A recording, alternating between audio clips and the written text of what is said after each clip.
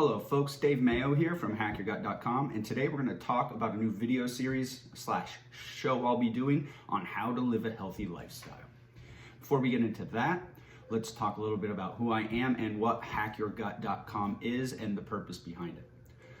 My name is Dave Mayo, as I mentioned, and I am a 44-year-old gentleman living in New Jersey. I spent 20 plus years in the wellness industry working as a personal trainer, wellness coach, strength and conditioning coach.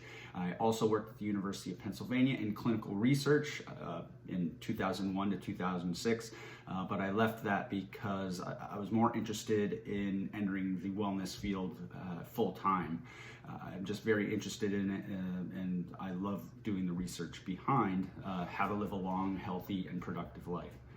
So in 2016, I developed the blog hackyourgut.com because I noticed, as I deeply researched into gut health, that a lot of people's idea of what gut health is centered around probiotics, prebiotic fibers, and taking tons of supplements, when in reality gut health is about a lot more about living a healthy lifestyle, getting adequate sleep, managing stress, exercise, proper diet, having a feeding and fasting cycle, and things of that nature. So I took it upon myself to start writing a blog about that and sharing research behind it.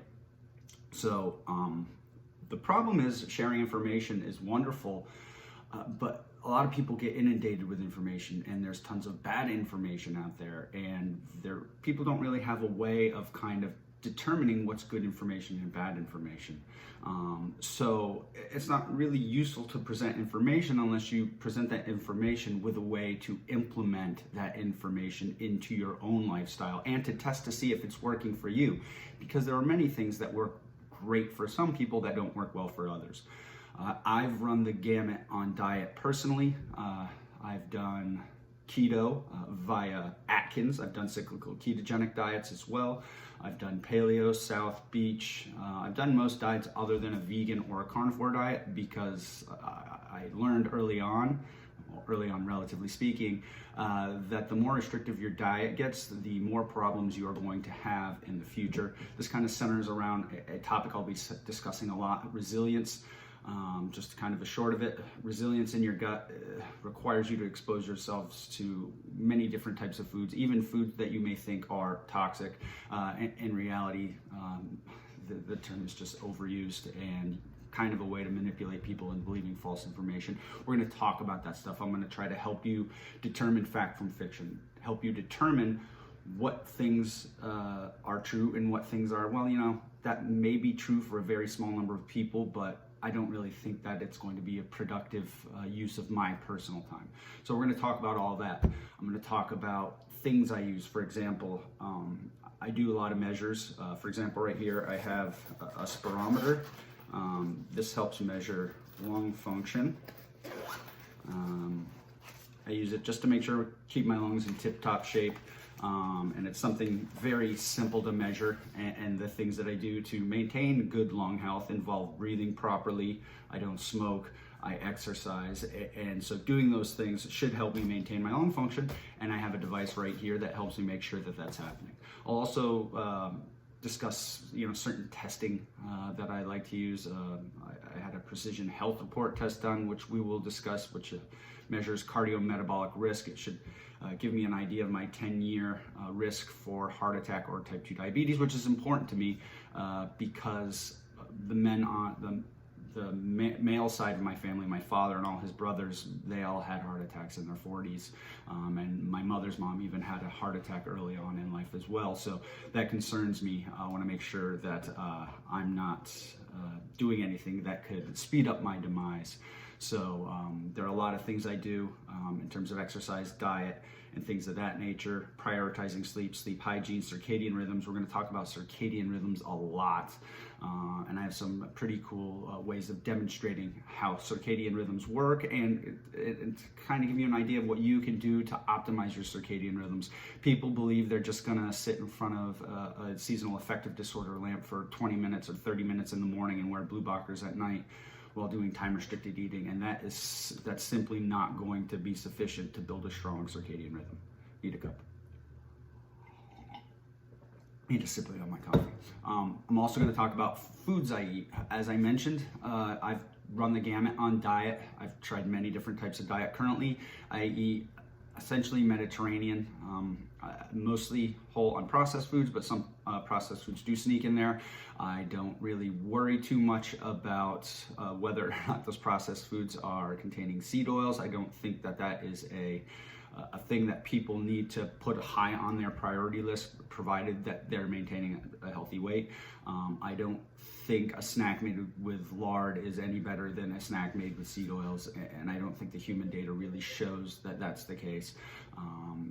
I obviously leave up some room for that to be true, but based on all of the data and not select studies, particularly in rats, I don't think you need to worry about that, and it's simply overcomplicating things. So I'll talk about foods that I eat. I definitely don't eat a lot of added oils. I don't even really put oil on my salad. I use avocados. I do consume fat. I'd say my macronutrients are pretty split. We'll get more into my diet on a specific episode. But I eat between 300 and 400 grams of carbohydrates a day, and my hemoglobin A1C is never above 4.9, so I'm not even remotely concerned.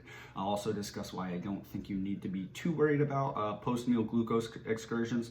Of course, if you eat an entire chocolate cake, that's not good, and the blood sugar response to that will show that it's not very good, but there are other problems with just focusing on glucose because of the way that fat is metabolized and how that can increase your risk for both inflammation and cardiovascular disease. Definitely talk about that. I'll talk about specific foods I use. For example, I consume this goat milk kefir. There are reasons I choose goat milk, and there's reasons I choose kefir. I'll discuss that in a future video as well. I also have some devices. This is a pour over coffee maker. I've been doing that for years to reduce my exposure to plastics. I am exposed to plastics. Everybody's going to be exposed to them. But this is a metal. This is a metal mesh strainer, and like the Keurig, your standard coffee maker, they're just tons of plastic. I try not to put hot fluids in plastic. I try not to reheat in plastic. We'll discuss why. We'll discuss why BPA free is essentially worthless. So yeah, I make my coffee of this, and plus on top of that, you can really juice up the caffeine content in your coffee by doing pour over versus like a standard drip or the Keurig. So those are the things I'm going to cover.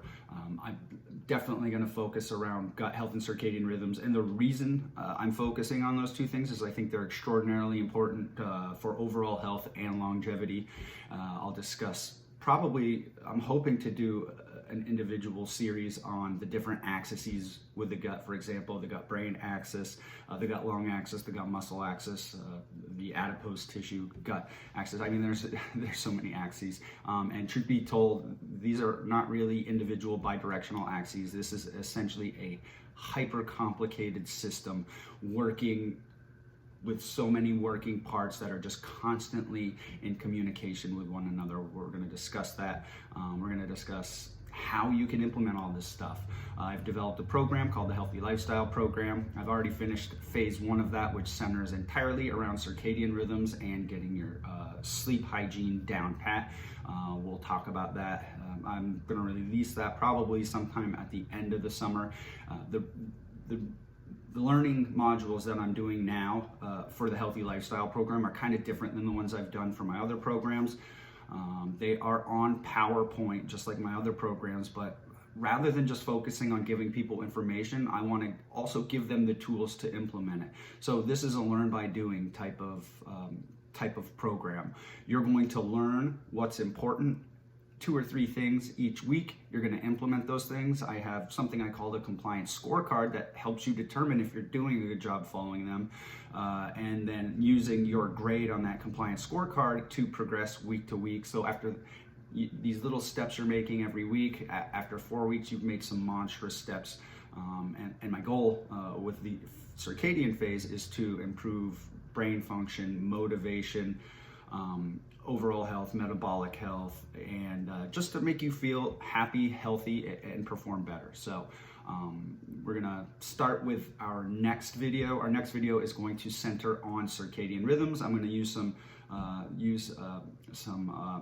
not really hourglasses, but I'm gonna use some tools as well as some timers to show you how circadian rhythms work in your body and how to kind of get them all to work together so that they're all on the same time.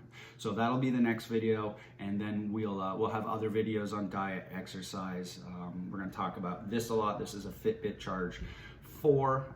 I think bang for buck, it's probably one of the best tools you can use to live a healthy lifestyle. I know a lot of people like the Oura Ring, the Whoop strap, but based on all the evidence I've seen, this gives the best sleep data out there. And the other data that I use, such as active minutes, the steps, it also measures your resting heart rate, and it does give you some pretty cool breakdowns. We'll talk about that. We'll talk about my data. That'll probably be the second video after we cover circadian rhythms. So in closing, I hope you tag along with me here. My goal here is to get you to live a healthy lifestyle, and I think the biggest part of that isn't necessarily the information on what to do so much as how to implement it and how to get it and incorporate it into your life so that it's not a challenge to do these things. I started just like you years ago with things like setting my bedtime and wake time and setting times for exercise, setting my meals. I'm going to tell you kind of how I do it, but that doesn't necessarily mean that's how you need to do it. It's just one way of doing things. So thank you very much. I hope you guys tag along for this video series. I do think there's going to be tremendous value. You're going to learn a lot. You're going to essentially learn through how I do things, and hopefully that provides some value to you so that you can live a healthy, happy life by living a healthy lifestyle. Thank you very much.